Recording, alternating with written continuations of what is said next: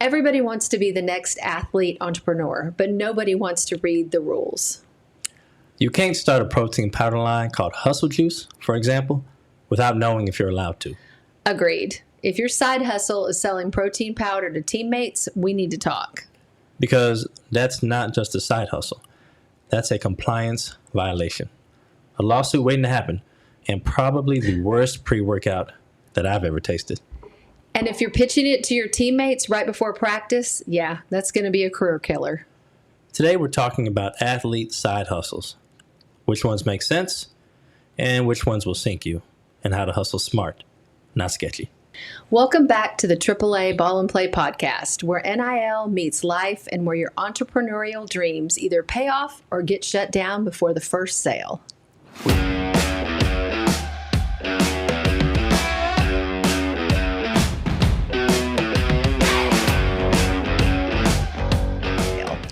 We've seen athletes launch real businesses, podcasts, camps, clothing lines that actually build their brand and make money. And we've seen athletes end up in compliance offices, tax trouble, or with basements full of unsold merchandise. It's the NIL era. You can do things athletes could never do before. Yep. But freedom comes with rules. And if you don't know the rules, your side hustle might kill your main hustle. So today, we're going to go through the most common NIL side hustles, the legal landmines that can bury you, and how to build something smart that adds to your career instead of subtracting. Bottom line, the hustle should never cost you the game. Let's start with what we see the most, the usual suspects. Merch, camps, content, and products. The four horsemen of the NIL side hustle. Let's talk about merch first. Every athlete wants to drop a hoodie line, and some of them crush it, but a lot end up giving hoodies to cousins, uncles, and whoever will take them. Now, that's not a business. That's Christmas shopping. Mike's money line number one, merch is only money if people actually buy it. Yes. If you're going to do merch, test the market, start small, pre-orders, limited drops, something you can handle. And for crying out loud, don't copy your school logo. That's not merch. That is trademark infringement. Yep. So moving on to the common side hustle number two. Camps and clinics. I love when athletes run youth camps. It's good for the community, it builds your brand, and it teaches kids. But it's also paperwork city. Waivers, insurance, permits. If you don't have those, then you're one rolled ankle away from being in court instead of on the court. And no, you can't just say, well, it's free, and so I don't need a waiver. That's not how liability works. Money line number two, no waiver, no way. Now, moving on to number three, podcasting is fun, and that's why it's also number three on our common side hustle list. I would say that we're doing pretty good. 7 episodes in on our podcast, but we also have a system. Recording, editing, distribution. If you think you can just record on your phone and blow up, maybe, but probably not. And if you're skipping workouts to upload TikToks, you're hustling backwards. Content works if it complements your athletic career, not if it competes with it. So, Michael, how about products and startups like supplements, apps, and tech startups? These are high reward, but high risk. Especially supplements. Half of them aren't tested. They can trigger positive drug tests. And suddenly you're trending on Twitter for all of the wrong reasons. If your hustle gets you drug tested, it's not a hustle, it's a headache. Next, let's look at the boring but critical stuff, the legal landmines you need to watch. Paperwork, taxes, and compliance. The three bosses you can't beat with highlights. If you're making real money, you need a business structure. An LLC protects you if something goes wrong. Without it, one accident at your camp and you're personally on the hook. Your scholarship check won't cover the lawsuit. Merchandise, camps, sponsorships, that's income, and the IRS wants their cut. Athletes forget this all the time. They think just because they're 19, the IRS won't notice. The IRS notices everything. Money line number 2, maybe 3. You can dodge defenders, but you cannot dodge the IRS. That's true. Schools have policies. You can't use the gym for your camp without approval. You can't slap the mascot on your hoodie without licensing. And if you try, then you're not an entrepreneur. You are a trademark infringer. Some schools even limit what businesses you can run during the season. Another money line for you. If compliance doesn't approve it, then it doesn't exist. Let's talk about what works and what doesn't, and separate winners from losers. A few winner hustles for you. Aligning with your passion, managing your schedule, clean legally. Loser hustles, stuff you don't care about because it's going to come through, or that you can't manage, or that steals time from your sport. So here's some examples. If you're fashion forward, a clothing line makes sense. If you're good with kids, a youth camp makes sense. If you're funny, content creation makes sense.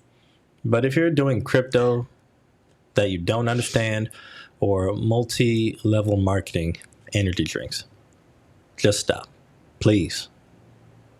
We're not naming names, but we've seen athletes lose focus chasing side hustles that aren't even real businesses. Another money line for you. If your side hustle kills your main hustle, it was never a hustle. It was a distraction. That's true. Now, how do you actually go about doing this the right way? Because it's not enough to say start a business. You have to build it. Step 1, get advice. Find a mentor, an advisor, someone who knows business. It could be a coach, a professor, family friend, someone who's done more than just read an Instagram thread about LLCs. Exactly. Don't rely on your roommate who took one entrepreneurship elective. You need somebody who's lived it. Step 2, build slow. Don't go all in on a hustle until you know it works. Test the idea or ideas. Sell 25 hoodies before you order 500. Run one camp before you advertise for 10. That's how you figure out if there's a real demand or if your side hustle is just a side fantasy. Test it small before you scale it tall. Yep. Step 3, think long term. Is this just NIL cash, or is it something that can grow into a real business after your playing days are finished? Because the best side hustles evolve. A t-shirt line becomes a real apparel brand. A podcast becomes a media company. A camp becomes a full-on training academy. But the short-term, short-sighted hustles, they fizzle.